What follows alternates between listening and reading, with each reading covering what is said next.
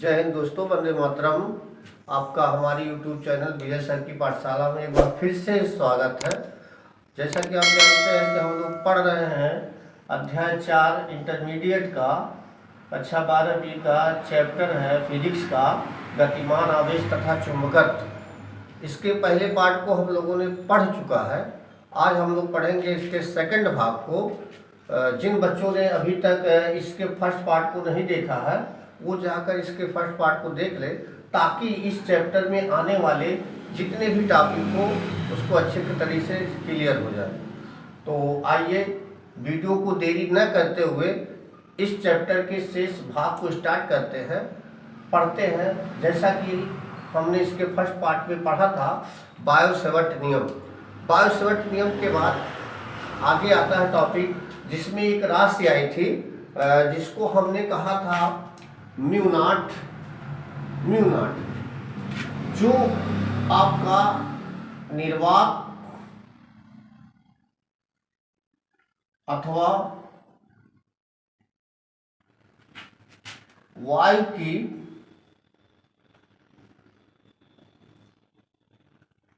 चुंबकशीलता होती है। Mu naught निर्वात अथवा वायु की चुंबकशीलता है। आज हम पढ़ेंगे इसका आंकिक मान तथा इसका मात्रक और बीमी सूत्र को क्लियर करेंगे। तो पढ़ते हैं, हेडिंग डालते हैं इसका।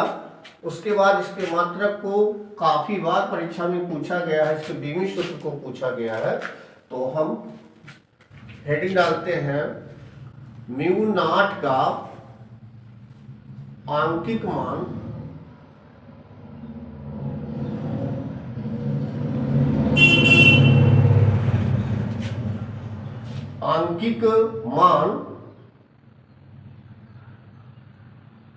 मात्रक तथा बीमी सूत्र।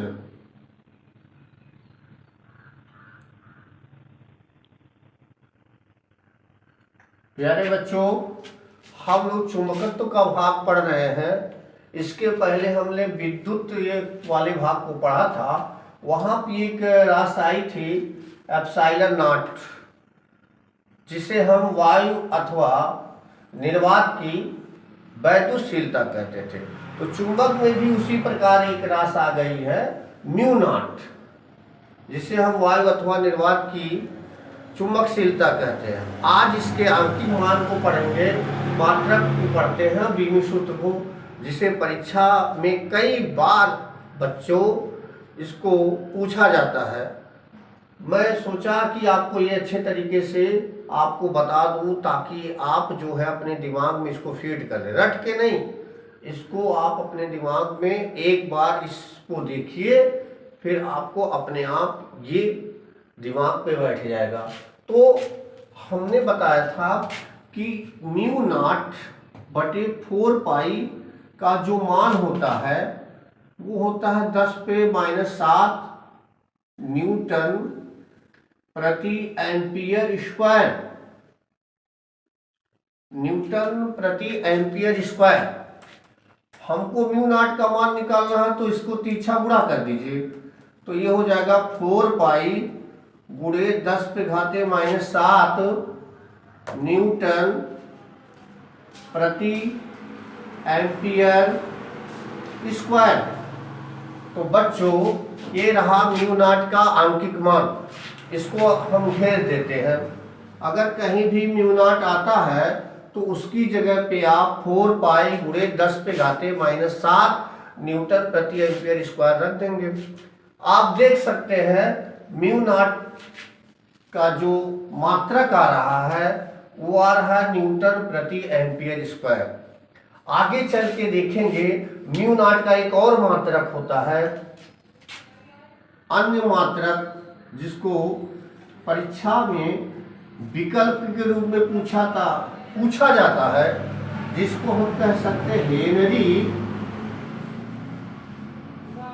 प्रति मीटर। बच्चों, ये भी म्यू नॉट का एक मात्रक है।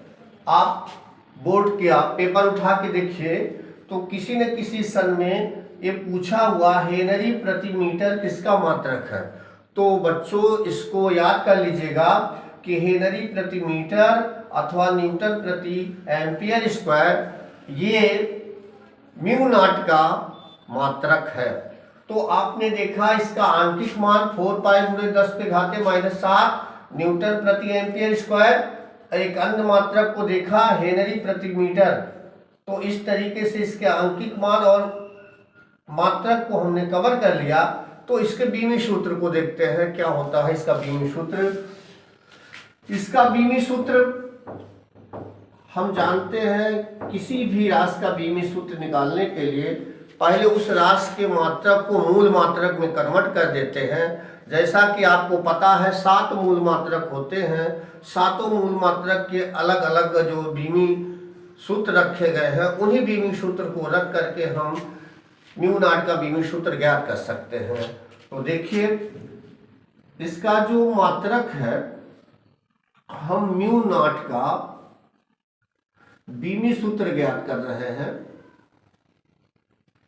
म्यू नॉट का बीमी सूत्र तो क्या करें, आप जानते हैं इसका मात्रक है न्यूटन प्रति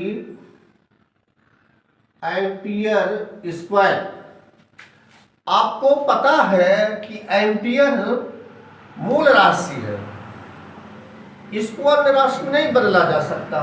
न्यूटन मूल राशि नहीं है, मूल मात्रक नहीं है। तो पहले बच्चों न्यूटन को हम मूल मात्रक में बदल देते हैं। न्यूटन जो होता है वो बल का मात्रक होता है और बल जो होता है वो द्रव्यमान गुणे त्वरण होता है और द्रव्यमान को हम किलोग्राम से मापते हैं और त्वरण को मीटर सेकंड पे -2 और ये आपका एम्पियर स्क्वायर। तो किलोग्राम मीटर सेकंड एम्पियर आपका बच्चों मूल मात्रक है। अब इसको अगर हम अक्षर में लिख दे तो यही इसका बीमी सूत्र कहलाता है। जैसे किलोग्राम को हम कैपिटल एम से, मीटर को एल से, समय को टी से कन्वर्ट कर दीजिए और बड़ा कोष्टक लगा दीजिए, ये इसका बीमी सूत्र। और ये हमारा धारा का बीमी सूत्र हो गया। अब दोस्तों इसको ऊपर ले जाए तो आपका यम यल टी पे -2 ए पे -2 ये आपका म्यू नॉट का बीमी सूत्र होगा। तो म्यू नॉट का आंकिक मान, मात्रक तथा बीमी सूत्र को हमने पढ़ लिया। जिन बच्चों ने इसको अभी तक नोट नहीं किया है उसको कॉपी पे अलग से नोट कर ले और परीक्षा में जाते समय इसको एक बार अवश्य देख ले। अगला टॉपिक है हमारा म्यू नॉट तथा एप्सिलॉन नॉट में संबंध। ये भी बच्चों बहुत ही बार पूछा जाता है, इसमें विकल्प भी पूछे जाते हैं। म्यू नॉट तथा एप्सिलॉन नॉट में संबंध। म्यू नॉट तथा एप्सिलॉन नॉट में रिलेशन ज्ञात कर रहे हैं। Relation between mu naught and epsilon not. तो हम जानते हैं बच्चों कि 1/4 पाई एप्सिलॉन नॉट का जो मान होता है 9 गुणे 10 पे घाते 9 न्यूटन मीटर स्क्वायर बटे कूलॉम का स्क्वायर। ये आपका 1/4 पाई एप्सिलॉन नॉट का मात्रक होता है। और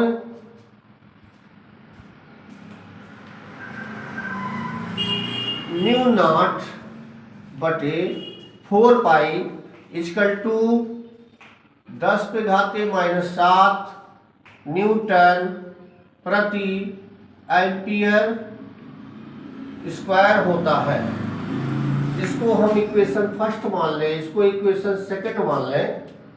तो हम इसको क्या कर सकते हैं, डिवाइड कर दें। डिवाइड करने पे आपको म्यू नॉट और एप्सिलॉन नॉट में संबंध ज्ञात हो जाएगा। 1/4 पाई एप्सिलॉन नॉट 9 गुणे 10⁻9 न्यूटन मीटर स्क्वायर प्रति कूलम स्क्वायर, और म्यू नॉट बटे 4 पाई इक्वल टू 10⁻⁻7 न्यूटन प्रति एम्पियर स्क्वायर।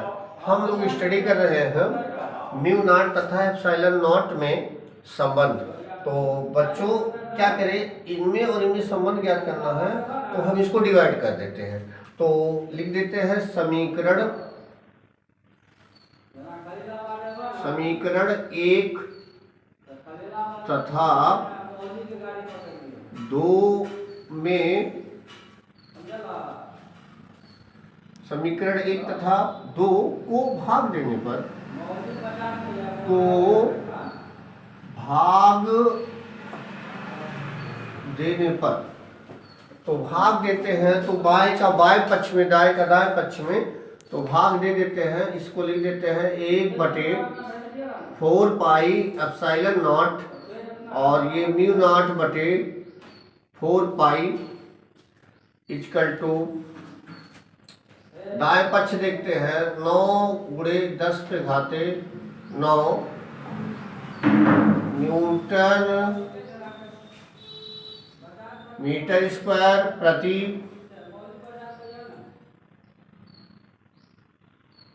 कूलम स्क्वायर बटे 10⁻⁻7 न्यूटन प्रति एम्पियर स्क्वायर। तो बच्चों देखिए, ये न्यूटन से न्यूटन कट जाएगा, यहाँ पे 4 पाई से कट जाएगा, तो एप्सिलॉन नॉट आ जाएगा नीचे आपका, तो ये हो जाएगा mu naught epsilon not equal to, यहाँ पे जो बचेगा बच्चों इसको हम ऊपर लेते जाएंगे, तो ये हो जाएगा 9 गुणे 10⁻9, और ये हो जाएगा आपका +7, ठीक। और यहाँ पे मात्रक की बात करें तो इसको हटा दीजिए, अंक तो हो गया आपका, बचेगा मीटर स्क्वायर, और यहाँ पे हो जाएगा कूलम का स्क्वायर, और ये चला जाएगा एम्पियर ऊपर, एम्पियर स्क्वायर। तो 1/म्यू not epsilon not equal to 9 गुणे 10⁻16, और यहाँ पे देख लीजिए ये मीटर स्क्वायर गुणे एम्पियर स्क्वायर, और ये आपका कूलम को अगर हम एसआई पद्धति में बदलेंगे तो Q बराबर होता IT, जिसको हम कह सकते हैं एम्पियर। अगर कूलम को लिखेंगे तो ये होता है एम्पियर सेकेंड, और ये हो जाएगा हमारा होल स्क्वायर। तो इरेज करते हैं, आगे का भाग देखते हैं।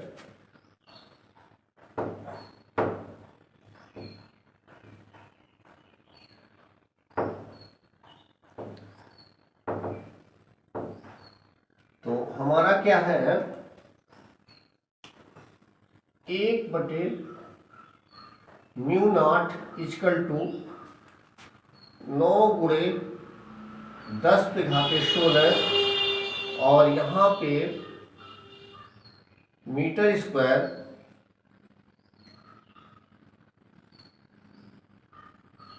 Ampere square upon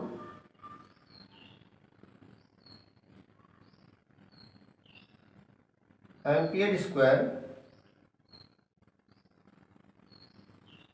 second square. इसका जब स्क्वायर करेंगे बच्चों तो ये एम्पियर स्क्वायर सेकंड स्क्वायर, तो यहाँ से एम्पियर स्क्वायर कैंसिल हो जाएगा।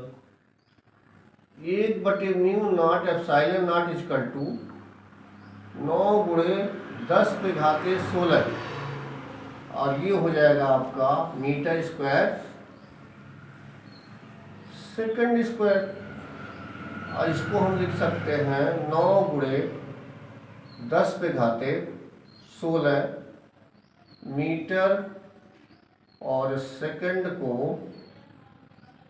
ऐसे स्क्वायर करते हैं, इसको इरेज करते हैं। अब बच्चों इसको देखिए, हम इसको एक राशि में बदलना चाहते हैं, तो ये 3 ये 8 कर दे रहा है और ये कर दे रहा है मीटर प्रति सेकंड। इसको हम लिख सकते हैं होल स्क्वायर 3 का स्क्वायर 9 होगा, 10 पे घाते 8 का स्क्वायर 16 होगा और ये मीटर का स्क्वायर सेकंड का स्क्वायर। ऐसा इसलिए कहा गया बच्चों क्योंकि हम जानते हैं निर्वात अथवा वायु में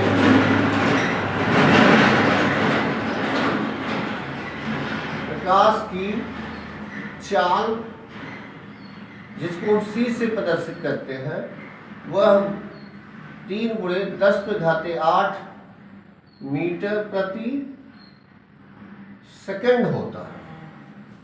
तो इसकी जगह पे हम यहाँ पे लिख दे रहे हैं C स्क्वायर और ये हमारा हो गया mu naught epsilon naught R C square equal to 1 बटे mu naught epsilon naught R C equal to 1 बटे under root mu naught epsilon not.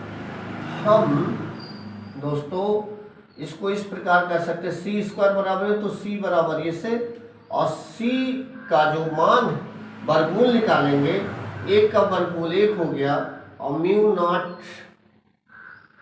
का और एप्सिलॉन नॉट का वर्गमूल निकलेगा नहीं, तो इसको हम इस प्रकार से छोड़ देंगे। अर्थात जो हमारा रिजल्ट आ गया एप्सिलॉन नॉट और म्यू नॉट में जो संबंध आया उसको मैं यहाँ ऊपर लिख दे रहा हूँ जगह कम होने की वजह से। तो C इक्वल टू 1 बटे mu naught epsilon naught under root. तो बच्चों ये आपका म्यू नॉट एप्सिलॉन नॉट में संबंध होता है। म्यू नॉट एप्सिलॉन नॉट का गुणनफल कर दीजिए, उसका वर्गमूल जो है 1 के व्युत्क्रमानुपाती करके जो वैल्यू आएगा वो प्रकाश की चाल के बराबर होता है। तो इसको परीक्षा में कई बार पूछा गया है। इसका बीमित सूत्र पूछ लिया जाता है कभी कभी। देखिए इसको इस रूप में भी लिख सकते हैं हम, अगर इसको लिखना चाहें तो आर C इक्वल टू 1 बटे म्यू नॉट एप्सिलॉन नॉट पे अंडर रूट का मतलब होता है 1/2 और C इक्वल टू इसको ऊपर ले जाएंगे तो ये म्यू नॉट एप्सिलॉन नॉट यहाँ पे लिख सकते हैं -1/2। तो कभी कभी इस रिलेशन को भी पूछ लेता है और परीक्षा में पूछ लेता है कि इसका बीमित सूत्र क्या होगा या इसका मात्रक क्या होगा। तो देखिए अगर हम इसका मात्रक निकालना चाहें तो म्यू नॉट एप्सिलॉन नॉट पे -1/2 का जो मात्रक होगा वो वेग के मात्रक के बराबर होगा। और वेग का मात्रक आपको पता है मीटर प्रति सेकंड, और इसी के आधार पे हम इसका बीमित सूत्र निकाल दें। म्यू नॉट एप्सिलॉन नॉट -1/2 का बीमित सूत्र आप लिख सकते हैं इक्वल टू मीटर का L, समय का T और T को ऊपर ले जाएंगे तो इसका -1। तो ये आपका बीमित सूत्र हो गया। तो अक्सर परीक्षा में क्वेश्चन को घुमा दिया जाता है, बच्चे कंफ्यूज हो जाते हैं जिसकी वजह से गलत कर देते हैं। तो अगर ये वैल्यू देता है तो है तो ही चीज, लेकिन उसको अंडर रूट की जगह 1/2 कर दिया, इसको ऊपर ले जाएंगे तो -1/2 हो जाएगा, है तो प्रकाश के वेग के बराबर। अब वेग का मात्रा मीटर पर सेकंड और बीमी सूत्र लिखना है तो आपका LTP-1 हो जाएगा। तो इसके आगे का टॉपिक देखते हैं। तो इसको हम लोगों ने क्लियर किया म्यू नॉट और एप्सिलॉन नॉट। तो हम लोग इसमें पढ़े थे कि बायो-सेवर्ट नियम, बायो-सेवर्ट नियम से क्या पता चला था कि किसी चालक खंड में अगर कोई धारा बह रही है तो उसके कारण जो है हम चुंबकीय क्षेत्र का मान ज्ञात कर सकते हैं। तो वहां पे हमने केवल जो है चुंबकीय क्षेत्र के परिमाण को व्यक्त किया था। जैसा कि आप जानते हैं कि चुंबकीय क्षेत्र एक सदिश राशि है, तो इसकी दिशा कैसे ज्ञात करेंगे? तो चुंबकीय क्षेत्र यानी धारावाही चालक के कारण चुंबकीय क्षेत्र की दिशा को ज्ञात करने के नियम, तो इसको दो नियम के द्वारा बच्चों हम चुंबकीय क्षेत्र की दिशा को ज्ञात कर सकते हैं। तो अगला टॉपिक है धारावाही चालक के कारण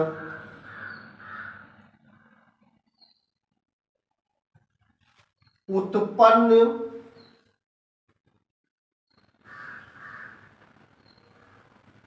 चुंबकीय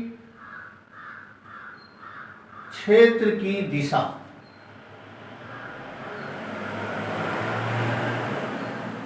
धारावाही चालक के कारण उत्पन्न चुंबकीय क्षेत्र की दिशा ज्ञात करने के नियम, तो इसको हम हेडिंग कर लेते हैं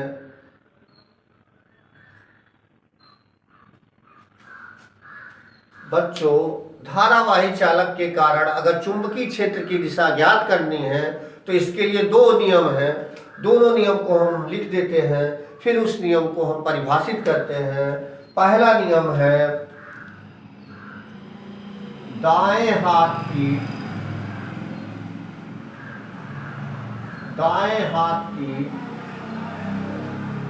हथेली का नियम नंबर 1,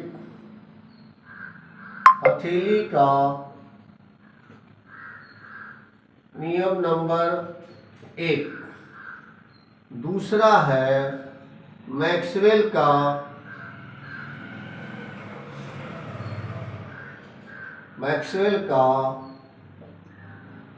दक्षिणावर्ती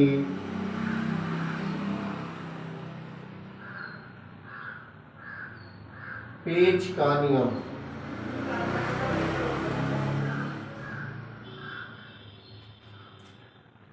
दाएं हाथ की हथेली का नियम नंबर 1, दूसरा है मैक्सवेल का दक्षिणावर्ती पेच का नियम। तो हम पहला पढ़ते हैं दाएं हाथ की हथेली का नियम नंबर 1 की सहायता से कैसे हम चुंबकीय क्षेत्र को ज्ञात करते हैं। तो पहला टॉपिक इसका पहला नियम दाएं हाथ की हथेली का नियम नंबर 1। यदि हम बच्चों अपने दाएं हाथ को इस प्रकार फैलाएं कि अंगूठा जो है धारा की दिशा को बताए और ये जो पंजा है वो चुंबकीय क्षेत्र की दिशा को बताता है। जो पंजा, ये पंजा जो है वो चुंबकीय क्षेत्र की दिशा को बताएगा। यदि हम अपने दाएं हाथ की हथेली का नियम नंबर 1 की बात करें तो हमको चुंबकीय क्षेत्र की दिशा क्या ज्ञात करना है। तो दाएं हाथ को हम इस प्रकार फैला दिए तो अंगूठा जो होता है वो चालक में बहने वाली धारा को बताता है और ये जो अंगुलियां है वो क्षेत्र की दिशा को व्यक्त करेंगी। और ये जो चालक पे लगने वाला बल है, अगर हम चाहें तो बल भी ज्ञात कर सकते हैं किसी पार्ट पे। तो दाएं हाथ की हथेली का नियम नंबर 1, तो क्या हमने बताया कि जो अंगुलियां है वो आपको क्या बताती है, चुंबकीय क्षेत्र की दिशा को। अंगूठा क्या बताता है, धारा की दिशा को। तो इसमें हम देख सकते हैं आपका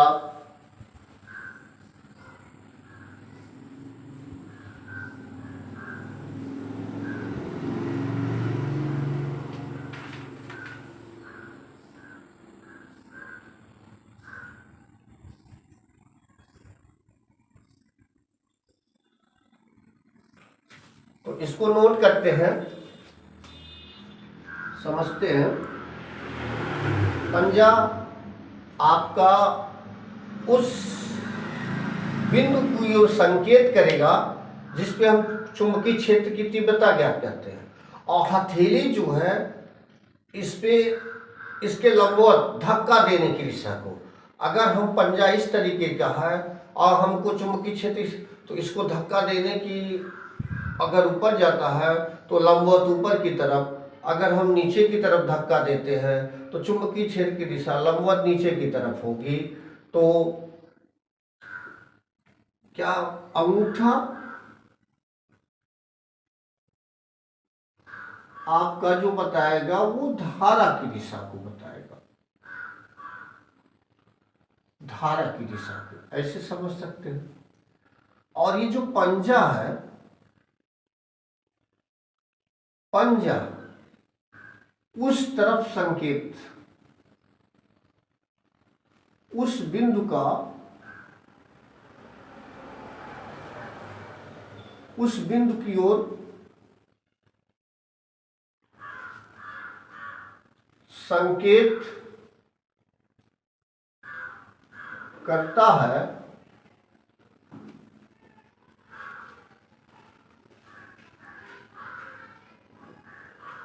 जिस पर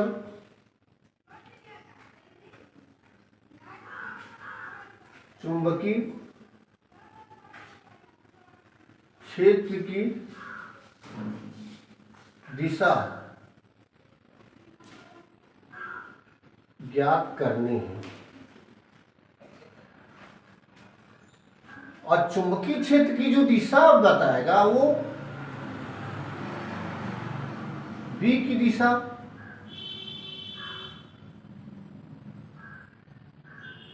हथेली के लंबवत, हथेली के लंबवत, लंबवत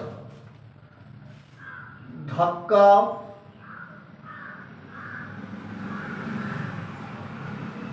देने की दिशा में, चाहे वो ऊपर हो, ऊपर या नीचे। अगर हम ऊपर धक्का दे रहे हैं तो चुंबकीय क्षेत्र की दिशा लंबवत ऊपर की तरफ होगी, अगर हम नीचे धक्का दे रहे हैं तो चुंबकीय क्षेत्र की दिशा लंबवत नीचे की तरफ होगी। हथेली के लंबवत जो दिशा होती है वही चुंबकीय क्षेत्र की दिशा होगी। अगर ऊपर धक्का दे रहे हैं तो ऊपर होगी, अगर नीचे धक्का दे रहे हैं तो उसकी दिशा नीचे होगी। तो बच्चों, ये रहा दाएं हाथ की हथेली के नियम की सहायता से हम धारावाही चालक के कारण किसी बिंदु पर उत्पन्न चुंबकीय क्षेत्र की तीव्रता को ज्ञात कर सकते हैं। अब दूसरे नियम की सहायता से देखिए कैसे करते हैं, जिसे मैक्सवेल ने इस नियम को ज्ञात किया था, इसीलिए इसको मैक्सवेल का दक्षिणावर्ती पेच का नियम कहा जाता है। मैक्सवेल ने कहा यदि हम पेचकस को ले और पेच को कसते हैं तो पेच की नोक की जो चलने की दिशा होगी वो धारा की दिशा को बताएगी, और हमारी अंगुलियां जिधर मुड़ेंगी इस तरीके से वो चुंबकीय क्षेत्र की दिशा को बताएगी। अगर हम इस तरीके से अंगूठा हमारा इधर मुड़ रहा है तो चुंबकीय क्षेत्र की दिशा ऊपर अध्ययन कर रहे हैं तो चुंबकीय क्षेत्र की दिशा नीचे होगी। तो मैक्सवेल के अनुसार जैसे पेचकस की सहायता से हम पेच को, जैसे पेच है यहाँ पे हम कस रहे हैं ऐसे ऐसे, तो पेच की जो दिशा है, पेच के चलने की दिशा वो धारा की दिशा को बता रही है, और पेच कसते समय जिधर अंगुलियां मुड़ रही है वो हमारा चुंबकीय क्षेत्र की दिशा को व्यक्त कर रही है। तो इसको नोट कर लेते हैं। पेच कसते समय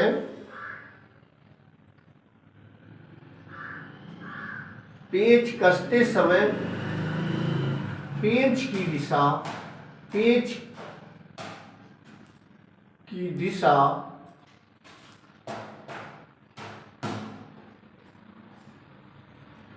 पेच कसते समय पेच की दिशा धारा की दिशा को व्यक्त करती है।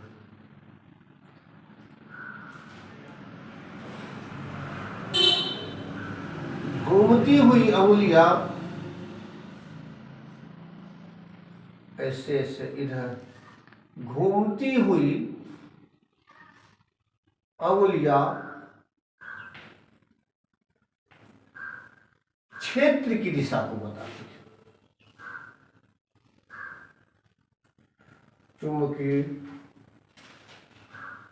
क्षेत्र की दिशा को व्यक्त करती है। इस प्रकार से हम किसी भी धारावाही चालक के कारण कहीं भी किसी बिंदु पर चुंबकीय क्षेत्र की दिशा को ज्ञात कर सकते हैं।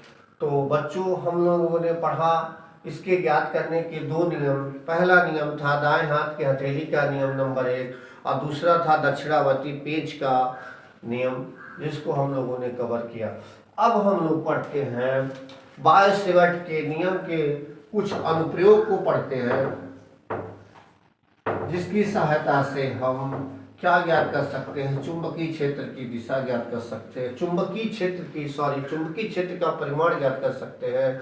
जैसे हम पढ़ते हैं धारावाही, पहला अनुप्रयोग, या लिख देते हैं बाय-सेवर्ट के अनुप्रयोग। तो हम लोग पढ़ने जा रहे हैं बाय-सेवर्ट का अनुप्रयोग। तो पहला अनुप्रयोग पढ़ते हैं धारावाही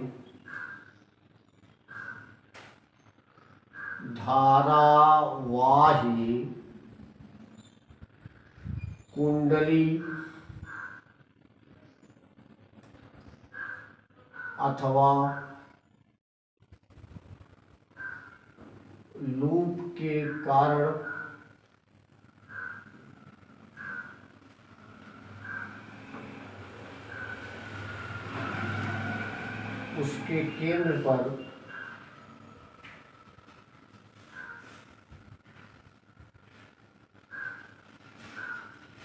उसके केंद्र पर तीव्रता, ये है पहला अनुप्रयोग बाय-सेवर्ट का। तो हम क्या करते हैं, माना कि एक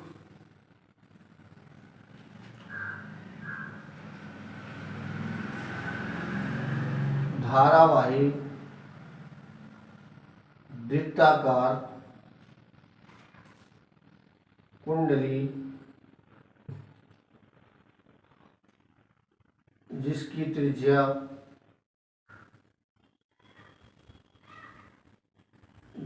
त्रिज्या R है,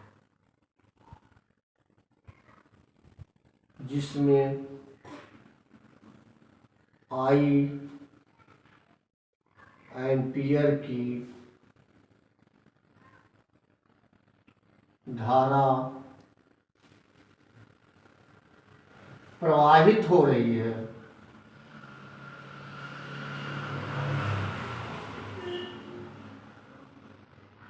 जिसके कारण उत्पन्न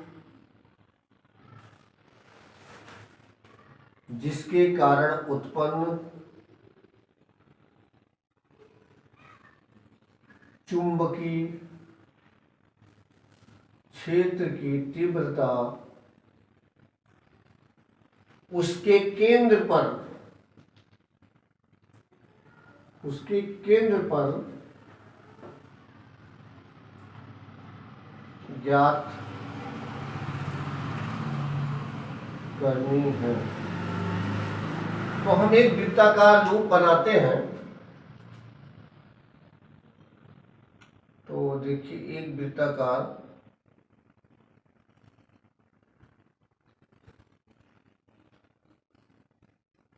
ये हमारा लूप है। इसको इस तरीके से कर लीजिए। वृत्ताकार लूप जो है ऐसे बना हुआ है।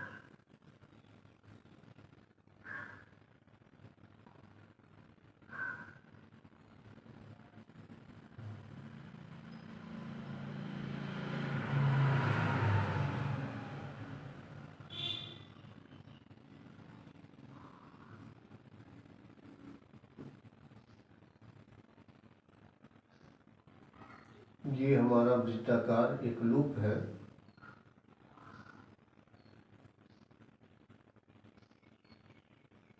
यहाँ से धारा जा रही है, यहाँ से धारा आ रही है। इसका केंद्र O है और यहाँ से एक बिंदु P ले रहे हैं।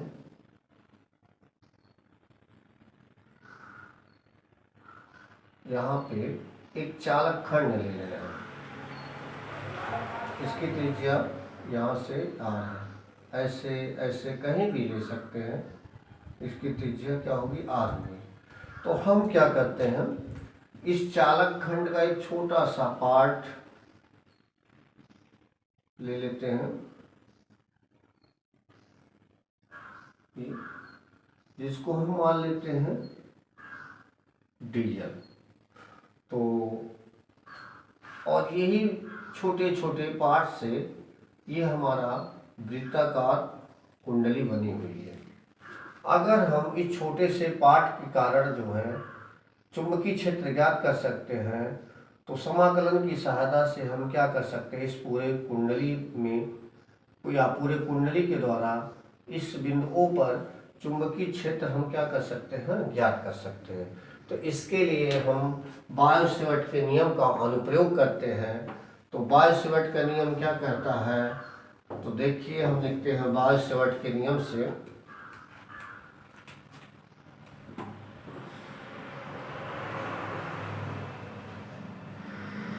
बायो-सेवर्ट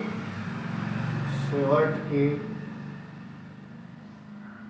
नियम से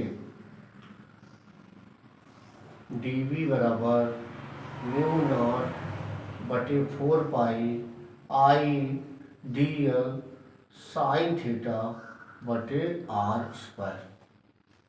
ये हमारा बायो-सेवर्ट नियम है। अब इसी नियम का हम अनुप्रयोग करें इस कुंडली के लिए, तो देखिए धारा अवयव या चालक खंड कह सकते हैं, चालक खंड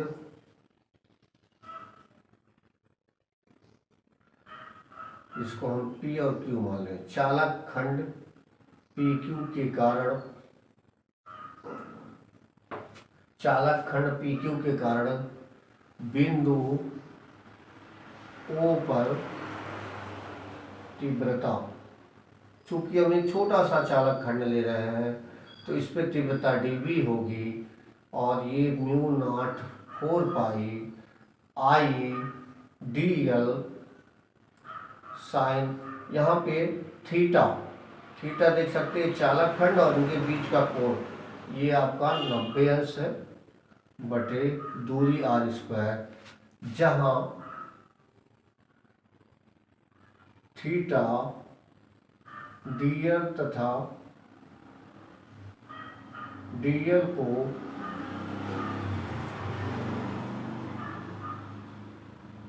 केंद्र से मिलाने वाली रेखा के बीच का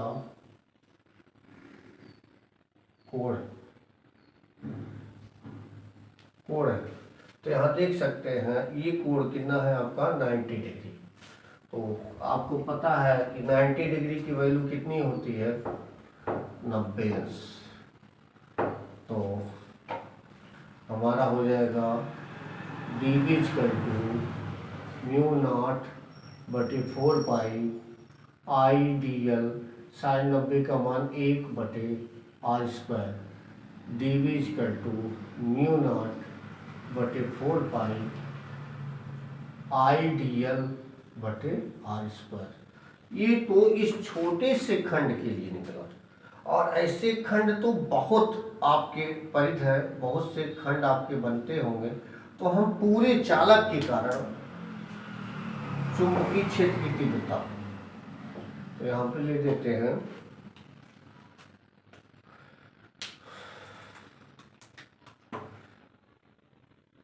पूरे चालक के कारण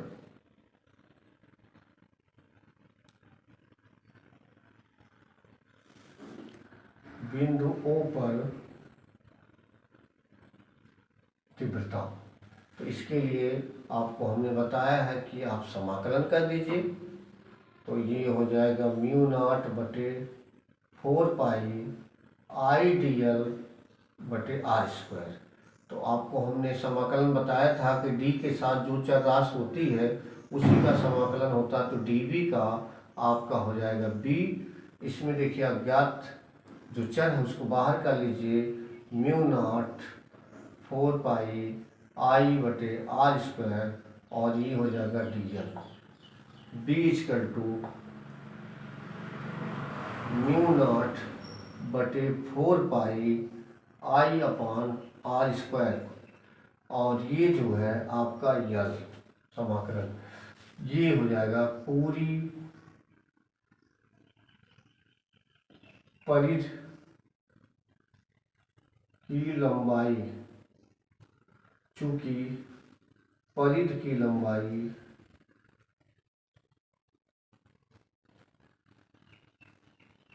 टू पाई आर होती है। तो यहाँ पे रख दीजिए यल बराबर 2 पाई आर। तो बी बराबर म्यू नॉट बटे 4 पाई आई बटे आर स्क्वायर गुणे 2 पाई आर। तो आर से आर कट जाएगा। तो बी बराबर म्यू नॉट 2 पाई से 2 और ये 2 दूनी 4। तो म्यू नॉट बटे 2 आई अपॉन आर। ये हो गया आपका, इसका मात्रक होता है न्यूटन प्रति एम्पियर मीटर। अगर मान लिया जाए कुंडली में फेरों की संख्या n हो, इसको हम घेर लेते हैं। यदि कुंडली में फेरों की संख्या n हो